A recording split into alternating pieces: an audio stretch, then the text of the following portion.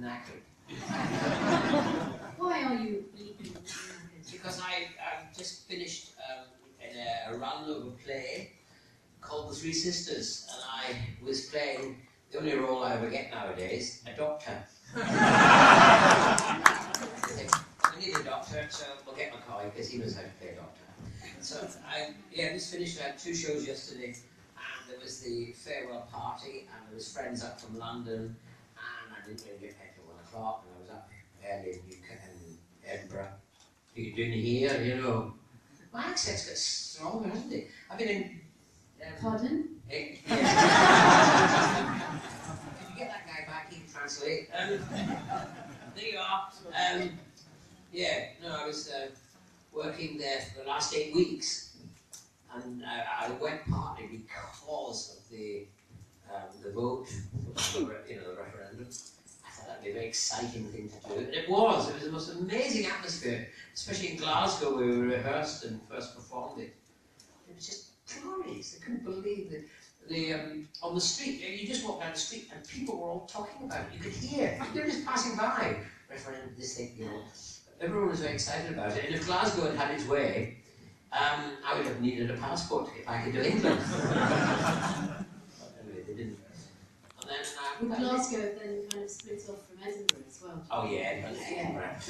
Still Edinburgh. Yeah, last week, Edinburgh people are all got their own nose, you know. I mean,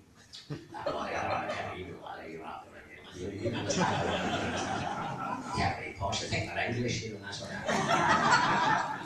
I've never been able to understand a word he says. Yes, you just kept laughing. You just laugh occasionally, but everything's all right. Yes. Anyway. So and you got your spoons out as well, didn't you? Is that a euphemism? Yes, I managed to get the spoons into Chekhov's Three Sisters. And when I say Chekhov, I don't mean the guy who's the Star Trek. Not that you most likely know him. No, this is another guy from Russia called Chekhov. And, but the translation of the adaptation was done by a great Scottish artist called, and these people have just distracted me coming in late, and I can't remember the name. John Byrne, B-Y-R-N-E. Yeah, John Byrne, who's an amazing artist. He was a great friend of Billy Connolly's. He's also was married to who? You said you know. No. That's it. You're starting for 10. Tilda Swinton. Yeah, they were. They've got 2 boys, 2 kids she's together. a Steiner mom. She's a Steiner mom. Is she? Kids go to. Oh right. Did you know Steiner mom? Yeah. He was amazing. He is an amazing man. Great artist. It's interesting. Maybe just like a Scottish thing, but there's another guy. His name's Grant. I can't remember his first name. He was 80. My man, he was 70. Oh, this guy's 80, and he's a poet, a painter, and a writer of plays as well, which is quite unusual. You don't hear that a lot. But somebody that's got 2 in Scotland at least. That's good. I spoke too much. I have to wind him up again now. Hang on a minute. So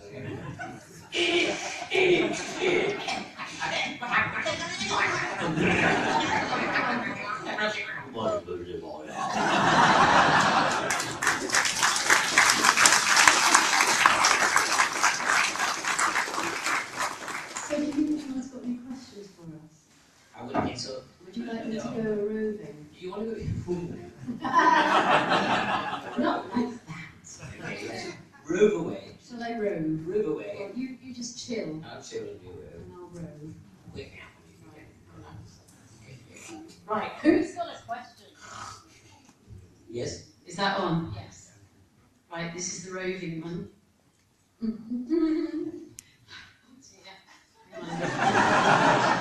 Do you remember when you used to do this bit? I do. Hey Sophie, just to warn you, this is what you end up with. What do you think of the latest series, Sylvester? The latest series, Sylvester. That's Stallone, or he's not very serious, Sylvester, as far as I can see. Well, I just thought it's great. I understand every word the man says.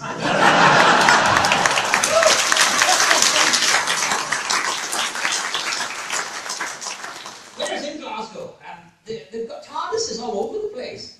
I mean, outside every pub there's a TARDIS.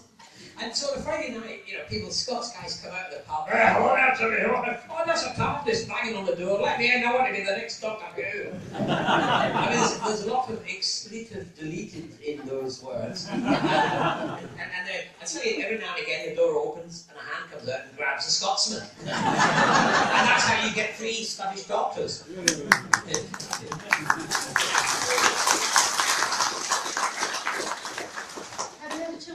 Much though, because you've been obviously on stage when... Well, I haven't seen it recent, the last few weeks, but I saw the first one and the second, the third one, I think.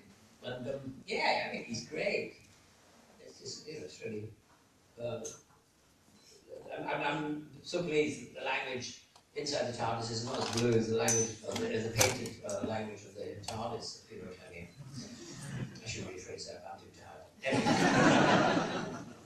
I think it's really great. Jenna Louise-Coleman is being given such a lot of story, yeah. which is really good, and you know, the relationship between them is great, isn't it? It's sort of very complex and shifting, and yeah, I think it's great. I love it. Right, next person, please. There's one just there. You're a bit easy, but you'll have to do.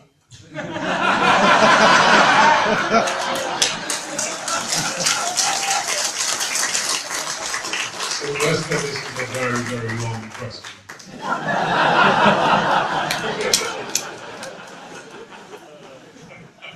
Hi Sylvester, I just wanted to say how much I love and adore your performance in the Hobbit films, which are absolutely... And I think you're absolutely made for that part, absolutely genius. I wondered if you had any anecdotes from the filming of those, which were just marvellous. And there's a second point to that question. I understand that Peter Jackson is a massive Doctor Who fan.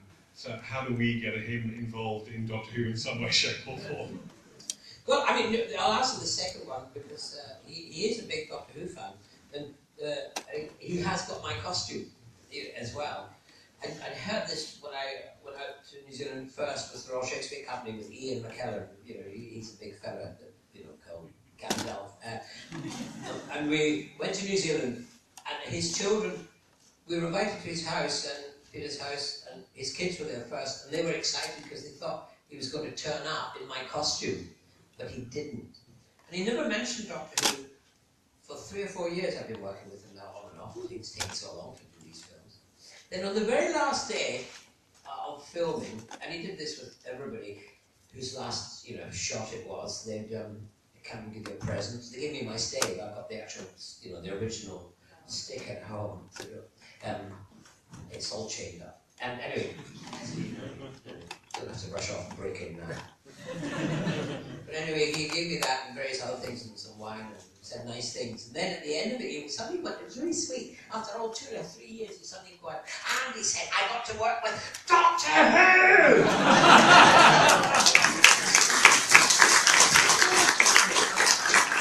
Never mentioned it, never all the way through. I mean, very wisely, because then the status level, would have been slightly different.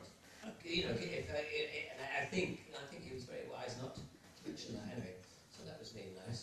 So also, Matt Smith was out in New Zealand doing something, and the local media got in touch with him and asked him, would he come and make a Doctor Who in New Zealand? And he jokingly said, yeah, Peter Jackson would direct it. So the next thing is, the media get in touch with Peter Jackson and says, oh, are you going to direct a Doctor Who? And he flippantly said, oh yes, why not? And that was it. And suddenly the whole world panicked. My God, he's going to direct a Doctor Who. And I did talk to him about that, and he did say that, well, if it worked, it would. But, I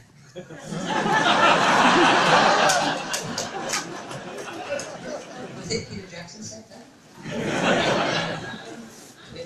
And fascinating. So yes, anyway, that's I think he might, you know, and he wouldn't be unwilling to do it. He could. Now, what was the first question? Because it's a long answer. You should have stayed there. Oh, anything about your time? Oh, on the Hobbit. Well, I told you about the dog. No, I mean, the thing is that he did say something. Could the children just stick their fingers in their ears? You just stick your fingers in your ears? Oh. Any other one? You? Fingers in your ears? But he did say, well, you know, the poo bit on my face, he did say he'd always wanted to cover an actor in shit. You think your fingers out? They don't know now because they've got their fingers in their ears. Anyway, that's why I ended up with poo all over me. There's that good thing about when Ian McKellen came, when you came out for the first time and Ian McKellen Oh yeah. saw you. Yeah, that was interesting because Ian playing with the wizard and he's tall and the rest are all small. He was in a huge studio, twice, 3, 4, 5 times the size as this. And in one corner was the set for Bilbo's house in Bag End, and then the other was a corner, and Ian was stuck in that corner with with green everywhere, and then they had pictures of each of the dwarfs and of Bilbo as well, and a little light would go on these pictures when they spoke, and in his ear he had a speaker so he could hear them, and that's how he did 3 months of that filming. But the first day he did it, he broke down in tears. You know, he went, my God, is this acting? I spent 75 years as an actor, and I'm just talking to pictures. All these years, now look where I end up. No, it freaked him out, because it's really strange. He was working, because he couldn't be in the same room as they. So, it freaked him out, and he got very upset about it. And then when I arrived, he went, thank God you're here. Which he didn't used to say when we were doing King Lear. I'll not talk about that. Anyway, so he was quite pleased to see me because he knew that at least he was going to be able to make eye contact and act with somebody. So he was really pleased to see me that way. That surprised me. Who's next? Oh, how am I going to get there? It's like some kind of game show, isn't it? Now if I work my way through here, and yes. Keep your hands up. Where are you? Oh, there. Here we are. Just, very good. Hi, have you got this question for both of you? Have you got a favourite story from your time on Doctor Who, and why? You start answering, I'll make my way back. I'll never notice. No, it's much more fun watching you trying to get back. God, I'm 52 now. You're not. I am. Never. Really? Yeah.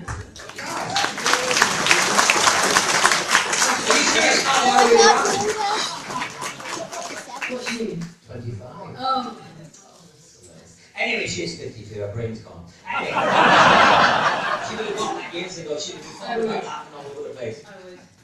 Survival, for some reason, sticks in my mind.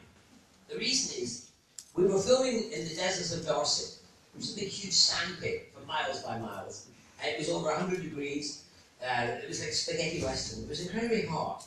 And there was, whatever the BBC in those days, there was no shade, there were no trees, there was just heat and sun. We were a bit lucky because I had my umbrella and we used to stand under my umbrella for shade. Anyway, the girls that were playing the cat people, they had fun fur on and makeup and, all the gear, the ears and stuff, and they were really uncomfortable. And one of them completely freaked out and stripped off her costume and was last seen running over a sand dune. But the only thing was, she forgot she was only wearing a thong. So for some reason, that's my thing.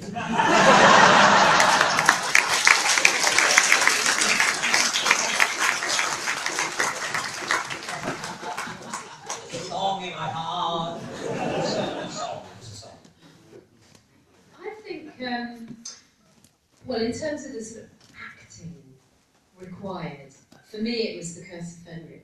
And also, I think it's one of the most successful edited together because we did it all on location.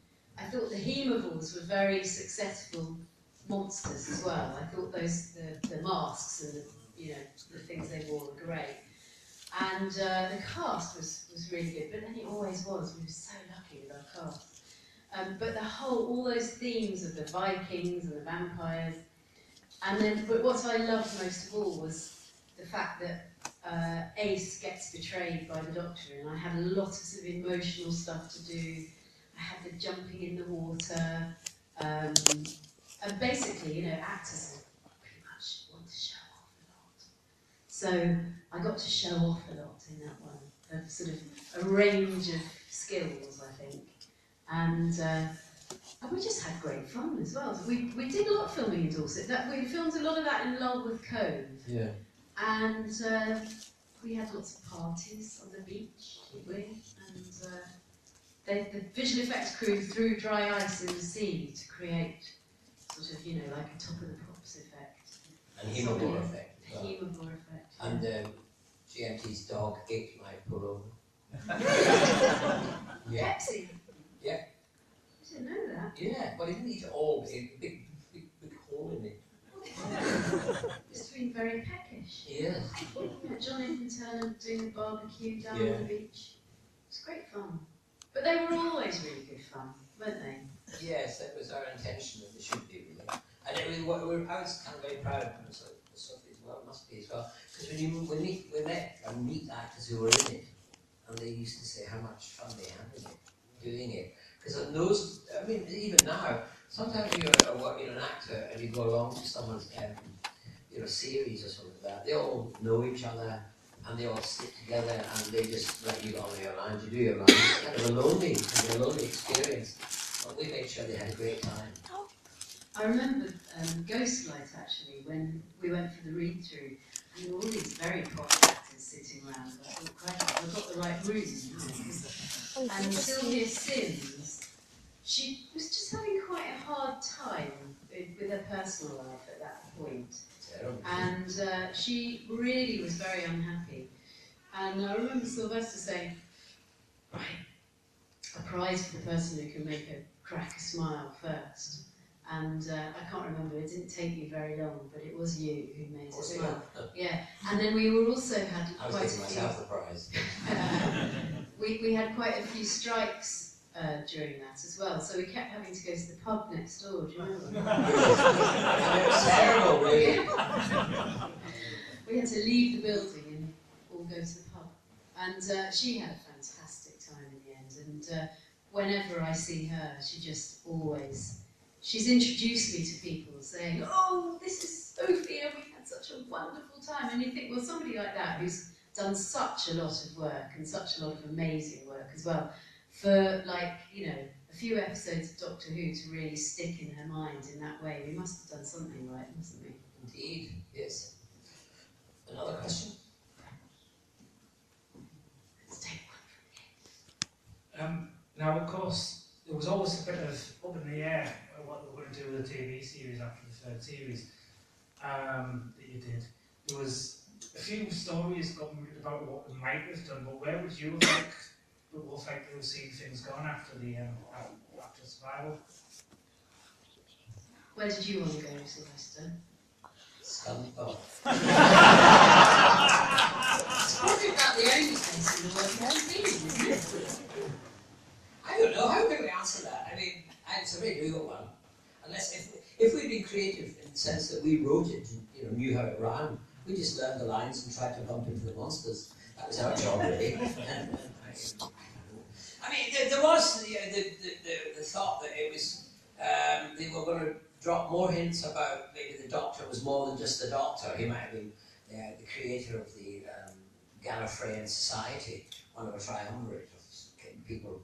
But that was only going to be hinted at. I don't think they would actually, according to Andrew Cartmel anyway, they weren't actually going to go there, but they would drop it every now as a hint, so that the Doctor could be really frighteningly powerful.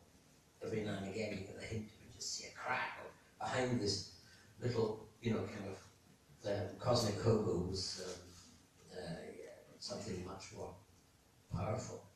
That was an area that was going to be explored. And there was talk of taking Sophie off to become a Time Lord. Although that couldn't happen because she was a lady. So it has to be a Time Lady. Unless there wasn't sexism on Gallifrey. I've had to have a heart transplant, or not transplant, but heart Yeah, someone else's condition. heart stuck in there. Yeah. 2 hearts. On a practical level, I was contracted for half of the next season. So it would have been, it was what was called an optional contract.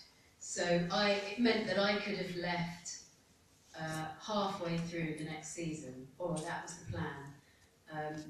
And I could have, if there'd been nothing better to do, then I could have carried on with that for half of the next season. And I think you were contracted for the whole of the next season, weren't you? Yeah. And then, were you going to regenerate at the end of that? No, they hadn't got to that point. What happened was that originally, when I got the job, Peter Davison said to me that he'd been told by Pat that only do 3 years. And Pat Troughton, and so he did 3 years, Peter, and then I thought, well, that's it, Pat Troughton said this. He's the man, you do me, and I'm going to follow him. Anyway, so I decided I was going to do 3. Then on the second season, John Nathan Chandler came to me and said, we want to do a 4th season. And I said, and he said, if you don't do it, we won't do a 3rd. I said, okay, I'll do it. So my arm was twisted, and it was good. We were doing 15 weeks, weren't we, I think, a year then, and it was going to go back to the 26 weeks. And I thought, well, I may as well just commit myself completely to Doctor Who for that year, see what happens. But there was no discussion of what happened after that. It was just, that was it. And I presume I would have just carried on, really, if I'd survived the 26. Then perhaps I would have, who knows, time traveller. And we got to honest, I will find out and come back and give you the answer. On the other hand, they were doing it pretty much 52 weeks a year, weren't they? And we were only doing half a year. That's what I'm saying. Yeah. So the 4th year there would have been 50, it was The whole year. 26 episodes. Oh, is it? That's right, yeah. 15 episodes and then 20, yeah. But they would have been 26, which is nearly, a whole year. That didn't happen. So, there we go. But there were various ideas which, I think Andrew and Ben Aronovich were having various discussions about, and they'd had some kind of bits and bobs of ideas. And it's fantastic because Big Finish have kind of made those stories now. It's great. And there's a new Gallifrey one coming up, which is great, which is all about Ace, what would have happened and stuff. So what did happen. So it's great that Big Finish has carried on in these very different ways as well. Sometimes we do stories, sometimes you're unfaithful to me, go off with a different companion.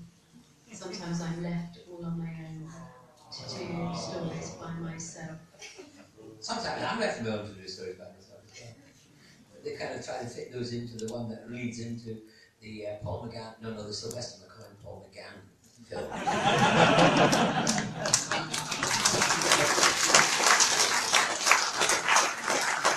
would love to know what happened to Ace though, after walking off through that bush and surviving. She had a cup of tea. Oh yeah.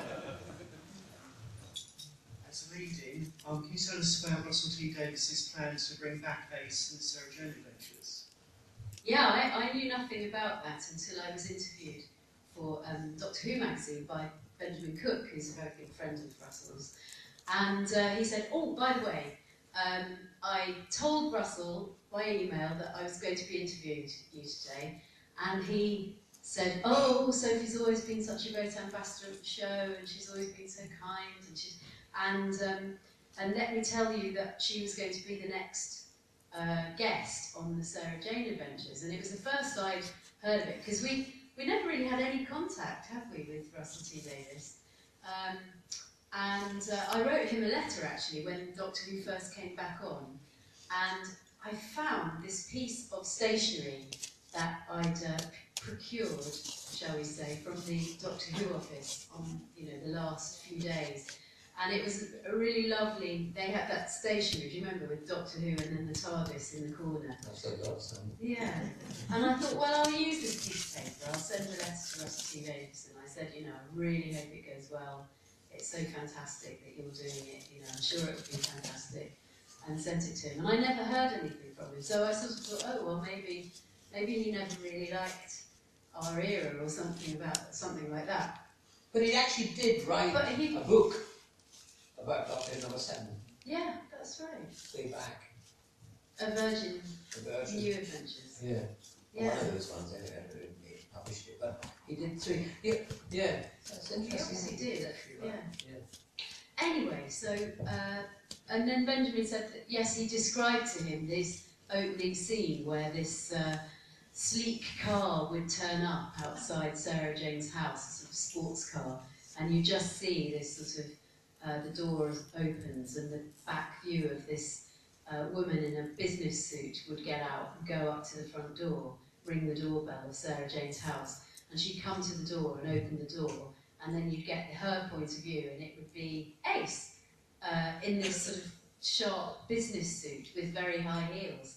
And but he said, well, don't worry, because she'd soon be whacking Daleks with baseball bat, running around the universe, you know, chucking Nitro 9 again.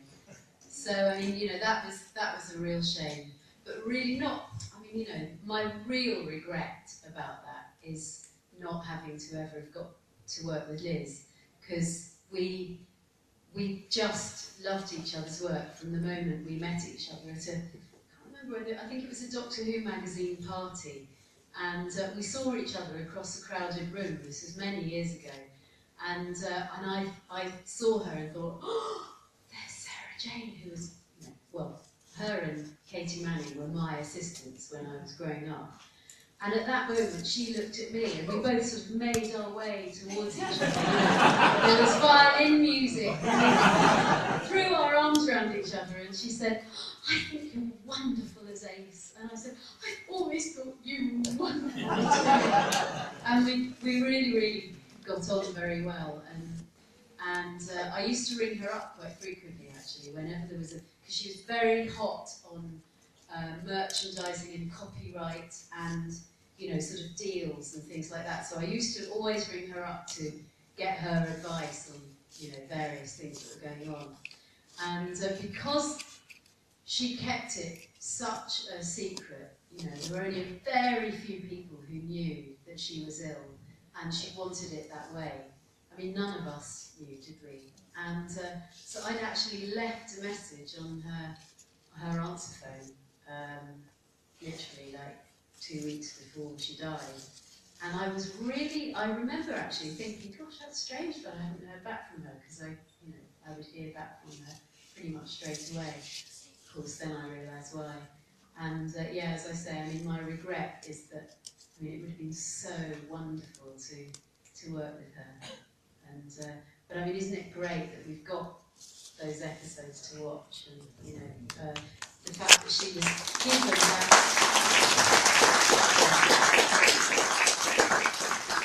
She always really wanted to work, didn't she, Sylvie? She always really wanted to kind of go back to, and to be given that chance at what is quite a difficult age for an actress. You know, you're playing juvenile leads and things like that, and then there's this sort of funny patch before you can play Mad Old Bags, which I'm waiting to do, where you kind of, you know, you're in a bit of a wilderness. And I just thought it was absolutely great that somebody like Liz could be given that high-profile role and a great role model as well for young people. So wonderful. That girl there looks as if she might be. Yes. Swedish girl. Yes, hello. I just wanted to, this is actually not a question, I just wanted to tell you that you're really amazing and I sort of adore you, and you're just a really good actress, and I just want to say that. You too. I'm a good actress. I always wanted to be a good actress. Over there, there's a hand. Are we over there, Sophie? Oh yeah, it's me. I forgot. imagine bathing in that, folks. Just let me have a moment. Right, where are you? Hi, this is probably going to sound like a very silly question, but were some of the episodes inspired from Star Trek? I couldn't help but notice that there were several scenes that were very similar to some scenes in original series episodes. Like Arena, for instance, with Kirk holding the rock over his head and you holding the skull over your head. Well, I mean, yes, I mean, I was, I'm glad you mentioned The Rock, because I was a very big fan of Star Trek, especially The Rock. Because that rock appeared on nearly every planet they landed on. And sometimes it used to be blue, and other times it was yellow, and so I used to write fan mail to The Rock. And, you know, it never answered. You know, it's got a heart of stone, I wrote. Why would not you answer? So, yes, who? Oh, well, if you saw that, maybe it was. I mean, the thing is that even today, in the present Doctor Who's, the echoes of the ones, stories of the ones before. Things just keep being returned. But let us say that Doctor Who started before Star Trek, so you know, that's just a childlike thing. You've got to go and get another question. Well, I'll do it. No, I'll do it. You do it. You're not asleep. Right. Sophie, you do it.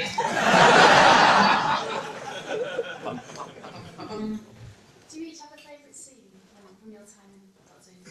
The one I just told you about, the girl running over the way, taking all that time. Sophie, do you have a favourite scene?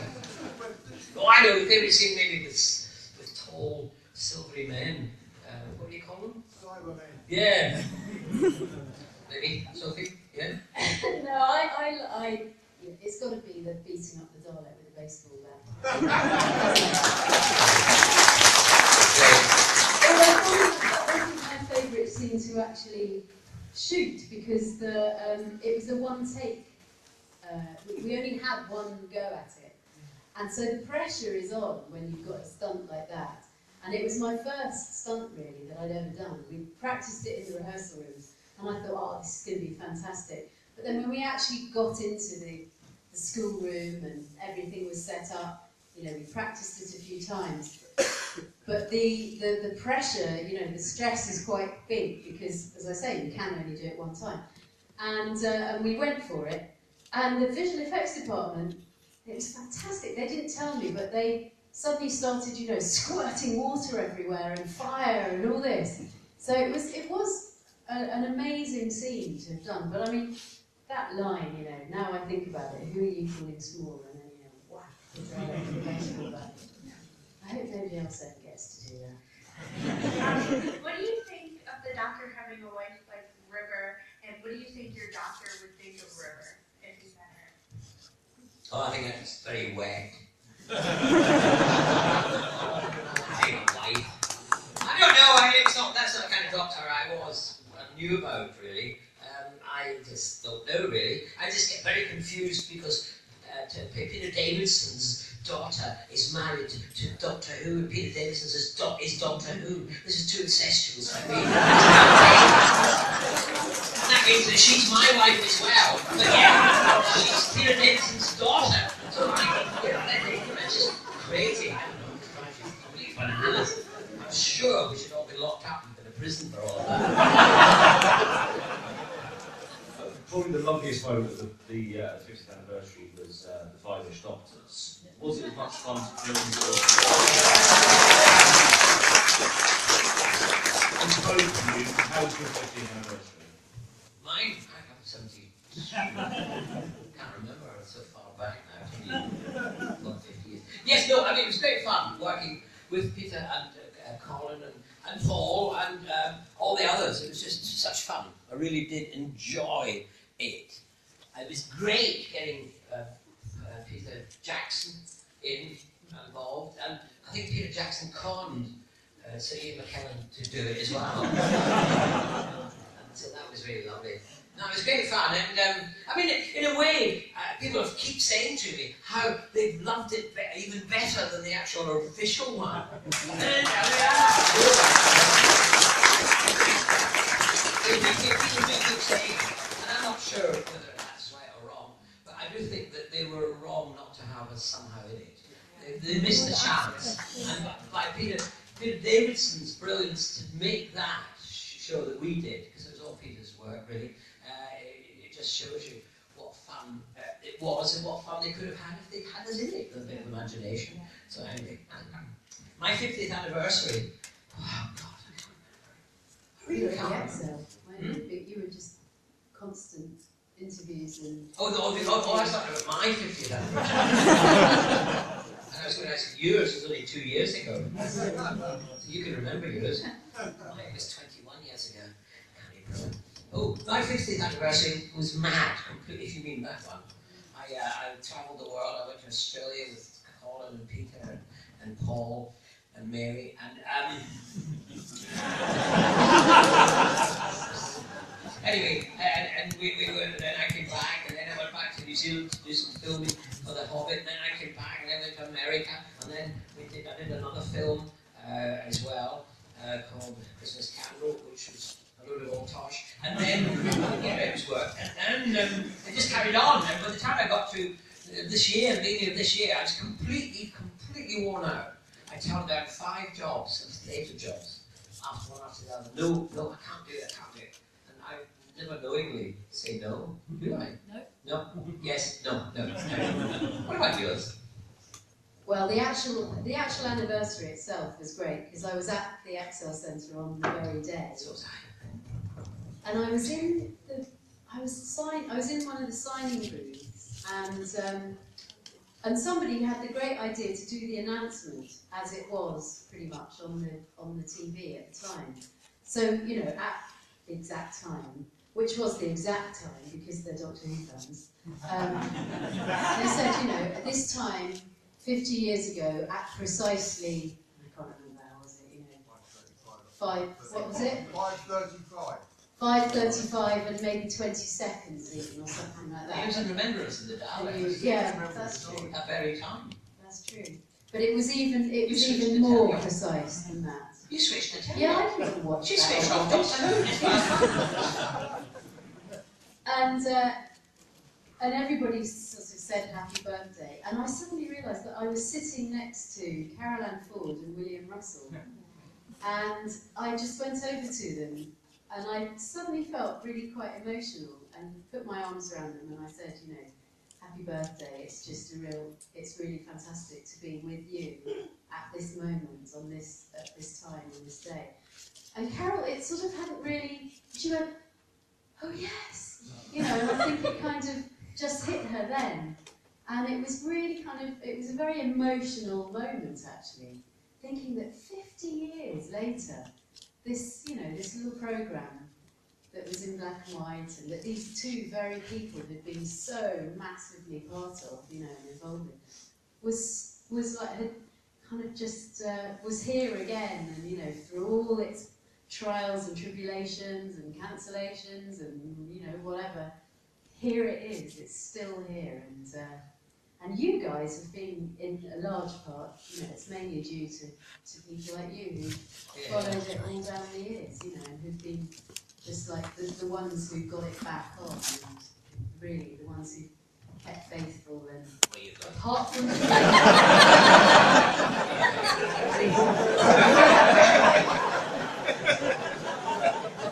Now, a boy called Ace just left here. Hands up. oh, you today. Hands up. Hands up. Shoot out. How did you learn to clear the spoons? Go to prison.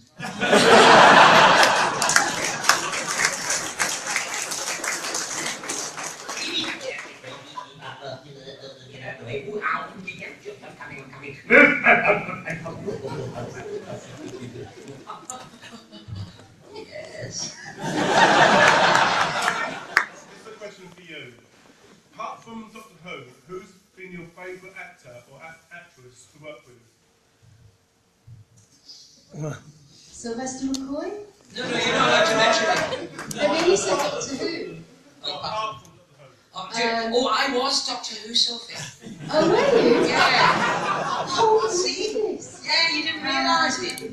Oh, wow. David Tennant. Oh, no. John Pertwee. Oh, no, hang on. Oh, I mean, I've been very, very fortunate in my career to work with some amazing, talented people. I mean, you know, Matthew Devitt, who did Melbourne and Lloyd's Musicograms, Simon Davis, who I did Corners with, and Steve Johnston, who I did Corners with, and went on to do Motormouth on Saturday morning telly. Neil Buchanan, Talking of which, we did a programme called It's a Mystery. Dennis Lawson in Lust in the West End. Yeah, loads of people, but I've been very, very lucky. And I don't know whether this is true for you, Sylvester, but in all those years, I mean, I think for me it's 30-something years I've been a professional actor. There's not really been anyone who I haven't really got on well with and who I've really, really enjoyed working with. So, yeah, I'm very lucky. Anyway, that question is for you. Now! I don't have to answer it, thank God. I have to confess who I hated. Anyway. Question for you. In The Finest Doctor, when you were filming it, Paul McCann on Friday as he had filmed Night of the Doctor at that point, and you were unaware of it. Yeah, this slimy blackguard. How did you find out? Was it just when it was released? Yeah, as far as I remember, I just saw it and there it was, and I said, oh, he never told us, he kept it quiet. Yes, we will get our revenge. That Paul is that you kind of brought him into the whole thing, back into the thing of doing Doctor Who, didn't you? The conventions and... Well, no, it was the opposite. I put him off. Oh, yes! I'm not that stupid. I might look it, but I'm not that stupid. I realise if he's going to be around, that's going to be less conventions for me. So he said, you know, Tarak, you know, what's it like there? Yeah, no, you know, these conventions. And I'd say, oh, they're horrible, they're terrible, you'll be frightened, you'll hate it. And he said, no, and he didn't. I mean, I exaggerate. You might find that an exaggeration. I didn't do such a thing. No, I did inadvertently put him off. I didn't realise I was doing it, because I described what they were like to him, and he went, oh my God! And he didn't do it for a year or so. And then he started doing it, and now he loves it, and he's taken to it. And Dr. Water the other day, I think Colin Baker said to me, he said, Paul just loves it now, because he was very scared before. Oh, great, that's great. You were here when it was easy. Now you're in there. You want to ask a question? There you are. What was your favourite Doctor monster? Favourite monster? Well, actually, I suppose it was the Daleks, really. Yes, no, I think it might be, for me, it was my... I didn't really feel I was a true doctor until I worked with the Daleks. And I didn't feel safe with them until Ace came along and beat the jabbers out of them with a big bat. You loved that special weapons one, didn't you? Yeah, I loved the Ramble. I called him Ramble Dalek. What's great working with the Daleks was that we were filming underneath the arches at Waterloo Station, and it was Easter Monday, the 50th anniversary of the Irish Rebellion, the start of the Irish Rebellion against the perfidious Brits. Anyway, and so they were expecting trouble from the IRA, by the by, and Katie Martin, your taxi has arrived. Katie Martin, get out. And take your Star Trek question with you. Hi, Katie Martin.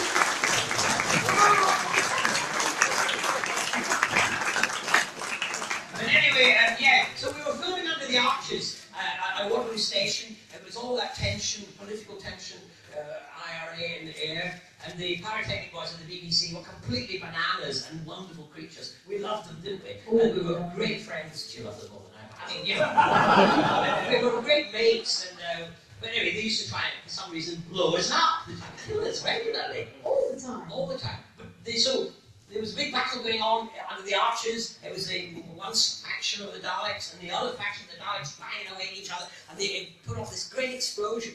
And all this sound and smoke came out from a tunnel under Waterloo Station.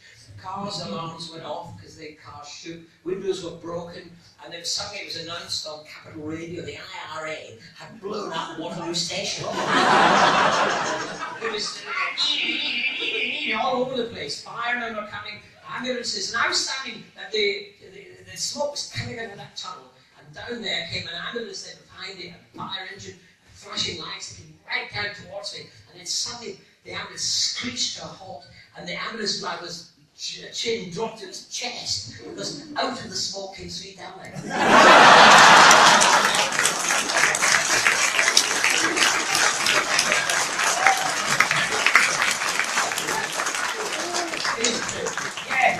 Of course, if you listen carefully, they were saying exterminate, oh boy, heartens, and all that. They were Irish. But anyway, that's all good.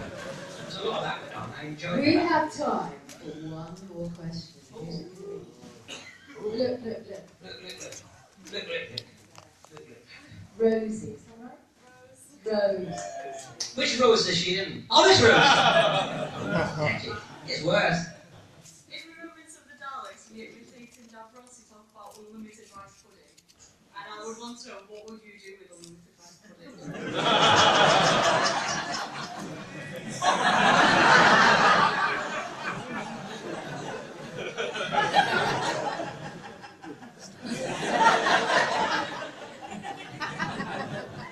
And stick jam in it.